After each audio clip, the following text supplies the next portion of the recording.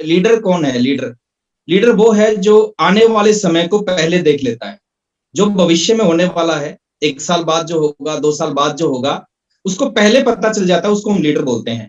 और जो समय के बाद किसी चीज को देखता है, वो उस चीज में ज्यादा कुछ नहीं कर पाता। जैसे एक एग्जांपल से मैं बताने का प्रयास करता हूँ।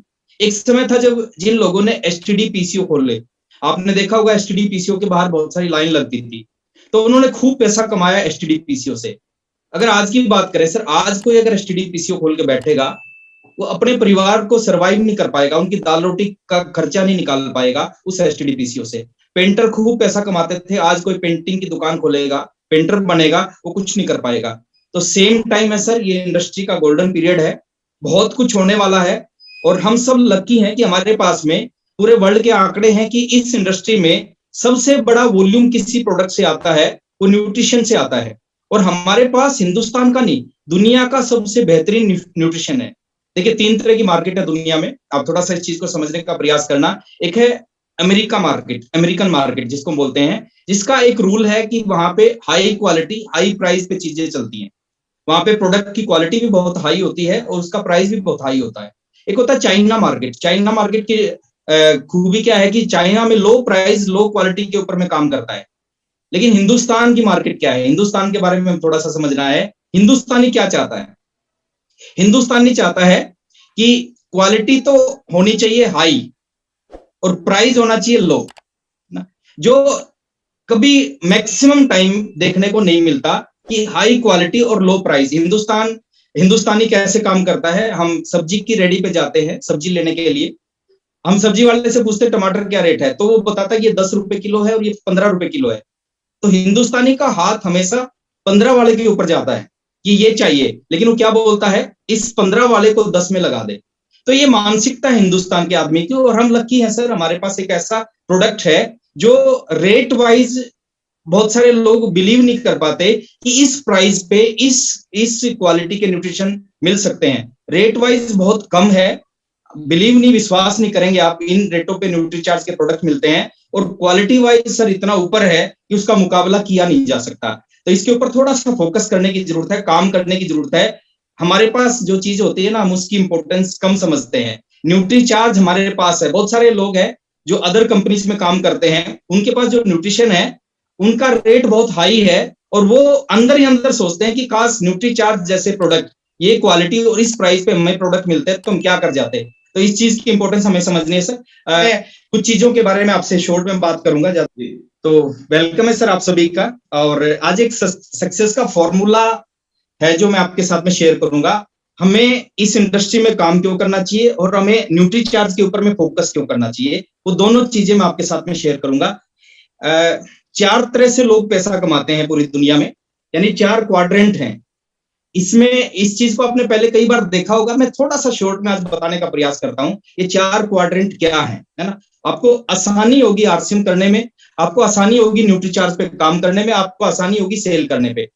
पहला क्वाड्रेंट है जिसको हम बोलते हैं एम्प्लॉइज, है ना।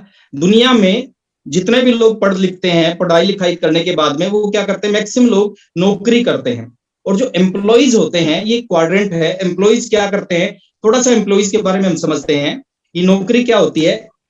एम्प्लॉइज ये जॉब करते हैं और इनकी इनकम दूसरों के ऊपर डिपेंड करती है। अभी अरविंद सर बार बार बोल रहे थे कि अगर हम कोई नौकरी करते वहां भी हमें 10-12 घंटे काम करना पड़ता, और बिल्कुल सही है सर कि 10-12 घंटा वहां भी काम करना पड़ता, और वहां पे संभावनाएं ना के बराबर हैं ग्रोथ की। यहाँ पे अगर हम 10-12 घंटा काम करते हैं, यहाँ पे अनलिमिटेड संभावनाएं हैं। हमें काम करना पड़ता है, वहां भी जॉब करते हैं, उसमें हमारी इनकम है वो दूसरों के ऊपर डिपेंड करती है। हम काम करते हैं पैसे के लिए, वहां पे हम काम करते हैं, हमें पैसा मिलता है। और जैसे ही हम काम करना बंद कर देते हैं, पैसा आना बंद हो जाता है। और इस क्वाड्रेंट में जितने भी लोग होते हैं, जो भी लोग नौकरी करते हैं, मैं विरोध में नहीं हूं सर नौकरी के, मेरे परिवार के मैक्सिमम लोग नौकरी करते हैं। मैं सिर्फ एक सच्चाई आपके साथ में शेयर करना चाहता हूं। 95% जो लोग हैं उनके पास में केवल 5% पैसा आता है। अगर इस काम के इस क्वाड्रेंट के अंदर हम रहते हैं, 95% लोग इस क्वाड्रेंट के अंदर होते हैं और उनके पास में पैसे की बात करें केवल 5% पैसा होता है। और जैसे ही वो काम करना बंद करेंगे, वो टाइम लगाएंगे, उसकी वजह से पैसा आता है, यानी उनको एक्टिव इनकम आती है। जैसे ही काम करना बंद करते हैं उनके पास में पैसा आना बंद हो जाता है। सेकंड क्वाड्रेंट है जिसको बोलते हैं सेल्फ एम्प्लॉइज, है ना। एम्प्लॉइज हम नौकरी करते हैं। सेल्फ एम्प्लॉइज में कौन कौन लोग आते हैं थोड़ा सा हम समझते हैं। सेल्फ एम्प्लॉइज में इंजीनियर्स, देखिए अगर हम पढ़ाई लिखाई करके इंजीनियर बन जाते हैं तो हम सेल्फ एम्प्लॉइज हैं। डॉक्टर बन जाते हैं, लॉयर बन जाते हैं, सीए बन जाते हैं, या हमारी कोई दुकान है। कई सारे दुकानदार बोलते हैं कि हम बिजनेस करते हैं। देखिए दुकान, अगर हमारी एक छोटी दुकान है, एक दो एम्प्लॉइज हमारे साथ नीचे काम करते हैं, तो इसका मतलब हम बिजनेस नहीं कर रहे, हम सेल्फ एम्प्लॉइज हैं, है ना। हम अपना खुद का धंधा कर रहे हैं, हम किसी के नीचे नौकरी नहीं करते।